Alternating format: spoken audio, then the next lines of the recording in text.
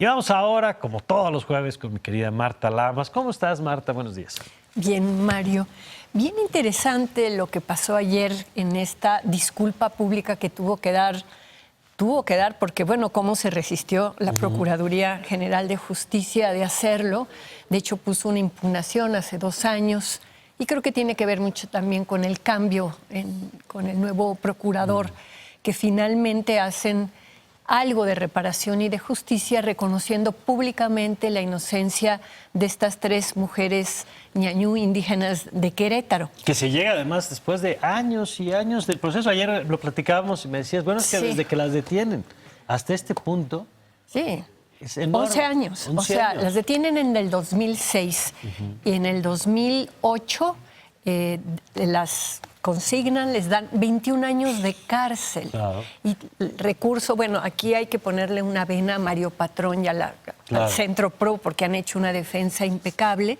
Pero lo interesante es cómo la Suprema Corte, cuando le llega el recurso, digamos, por unanimidad en la primera sala, la ministra Sánchez Cordero y los demás ministros, ¿no?, revocan la sentencia y declaran la inocencia. Sí, ahí, esto que dices, perdón que te interrumpa, Marta, pero es muy importante porque así como señalamos los abusos de los agentes, la falla del juez que les da la sentencia, luego el Estado también tiene los recursos, vía justamente este trabajo de organizaciones, pero tiene los recursos para corregir lo que era evidentemente una injusticia. Sí, tiene los recursos para corregir, pero mira, justamente Alberta Alcántara en su discurso dijo, la disculpa no devuelve el tiempo perdido. No, claro, pasarte 3 años en la cárcel, por supuesto. ahora sí que acusada, 3 mujeres indígenas de haber secuestrado a 6 agentes de la AFI, que además van armados. Es decir, es de un nivel de locura en donde yo sí me pregunto si es una especie de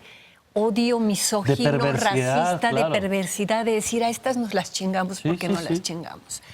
Bueno, ayer en la jornada salen completos los testimonios, lo que leyeron tanto Teresa, Alberta y Jacinta, que con sus palabras, ¿no?, expresan lo que ha sido este dolor, esta indignación, cómo vivieron la cárcel, cómo en la cárcel encontraron gente que las apoyó, cómo aprendieron a hablar español.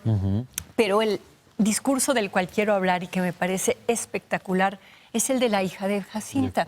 Estela Hernández es una maestra de nuestros maestros pobres, ¿verdad?, en México, que hace un discurso combativo y, digamos, muy al punto, en donde yo te pediría de poder leer unas cuantas partes, ¿no? Bueno, le ponen de cabeza, seguiremos luchando hasta que la dignidad se haga costumbre, ¿no? Funcionarios mediocres, ineptos y corruptos inventaron el secuestro. Así empieza, fabricaron el delito. Luego hace toda una revisión de lo que significó para su madre estar tantos años en la cárcel y demás.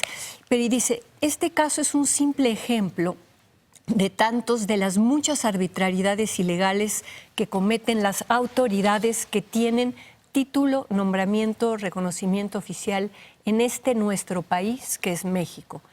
Este proceso de desgaste económico, emocional, físico, psicológico, dejó una gran experiencia.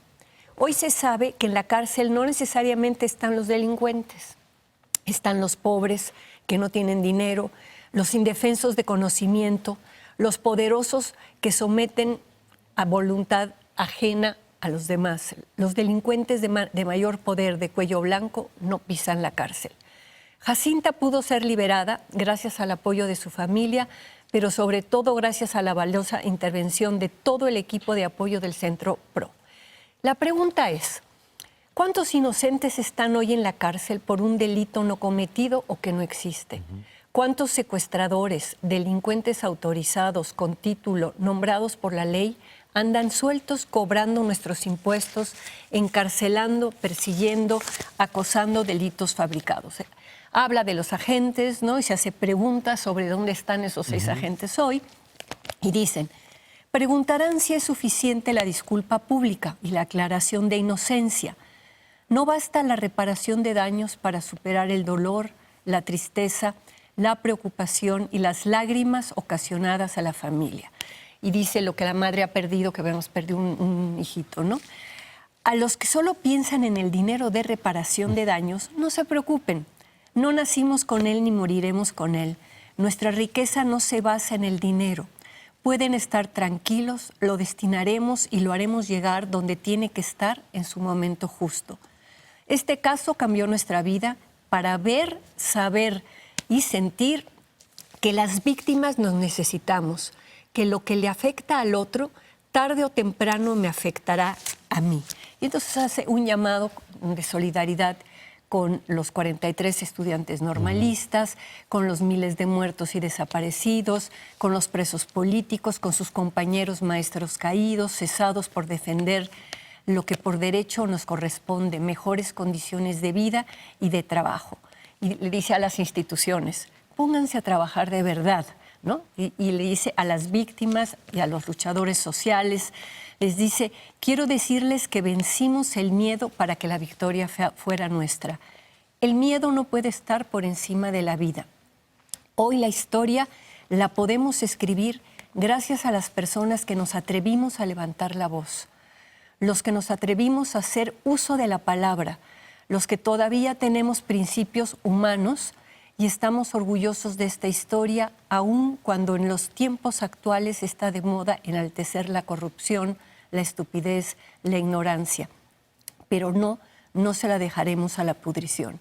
Y finalmente termina diciendo, hoy queda demostrado que ser mujer, pobre e indígena no es vergüenza del pueblo. Vergüenza hoy es de quien supuestamente debería garantizar nuestros derechos como etnia, como indígenas, como humanos. Y dice, la familia de Jacinta agradece a los héroes anónimos que nos apoyaron incondicionalmente con cartas, comida, dinero y demás. Oye, la frase con la que termina además, ¿no? La frase que dice, hasta que la dignidad se haga costumbre. Yo creo que es un gran discurso.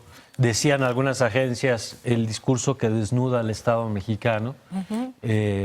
Y es muy potente justamente, primero porque estamos acostumbrados a no escuchar la voz.